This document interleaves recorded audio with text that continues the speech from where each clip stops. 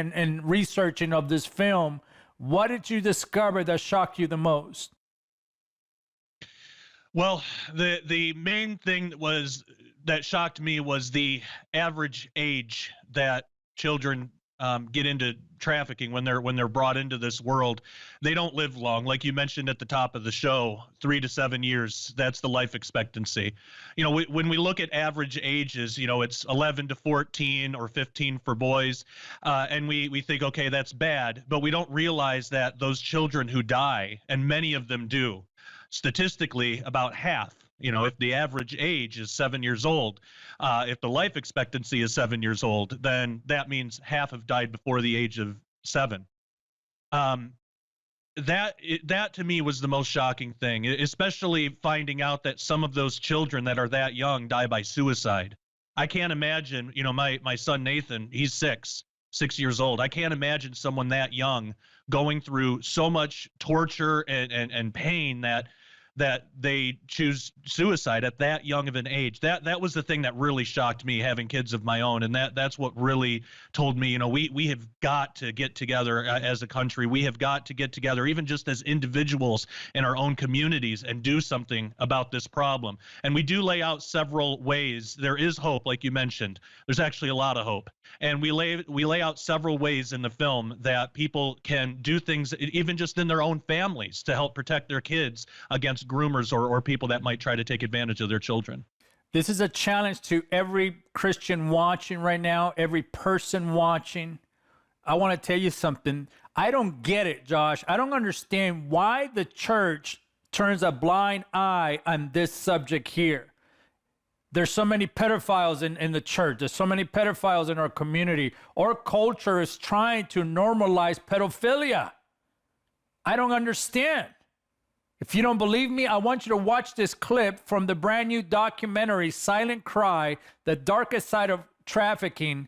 The clip we're about to show you is a tech talk on pedophilia, and this is what is being talked about. Watch this. I want to quickly summarize where we are at the moment. According to current research, pedophilia is an unchangeable sexual orientation, just like, for example, heterosexuality. No one chooses to be a pedophile. No one can cease being one. The difference between pedophilia and other sexual orientations is that living out this sexual orientation will end in a disaster. But just like pedophiles, we are not responsible for our feelings. We do not choose them, but we are responsible for our actions. And we must make a decision. It is in our responsibility to reflect and to overcome our negative feelings about pedophiles, and to treat them with the same respect we treat other people with. We should accept that pedophiles are people who have not chosen their sexuality and who, unlike most of us, will never be able to live it out freely if they want to lead an upright life. We should accept that pedophilia is a sexual preference, a thought, a feeling, and not an act. We should differentiate between child sexual abuse and pedophilia. We shouldn't increase the suffering of pedophiles by excluding them, by blaming and mocking them. Wow. Josh, what is going on, man? Can you comment on what we just saw? Why do you think this, this is so important to be a part of this new documentary of what we just watched?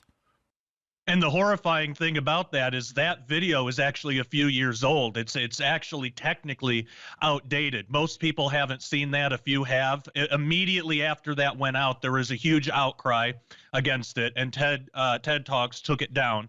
But imagine if that is a few years old, where are they at now? What are they trying to push now? And I think one of the most important reasons why this has been allowed to go as far as it has is because there's just too many people in the church church that don't want to make waves. They want to be polite. They don't want to talk about uncomfortable things, you know, and we as the church, we as Christians, we need to have more boldness than that. We need to stand up for truth, even if it hurts somebody's feelings, you know, even if it's not a popular opinion in our modern culture. We need to stand up for what we know is truth, because when we don't, innocent people like children get taken advantage of. And we have seen that far too often, not only in the church, but in the country. But we as Christians, we need to be the one that's leading this fight. We need to be the ones that show the rest of the world how to be bold and how to stand up for the truth, and ultimately how to stand up for Jesus.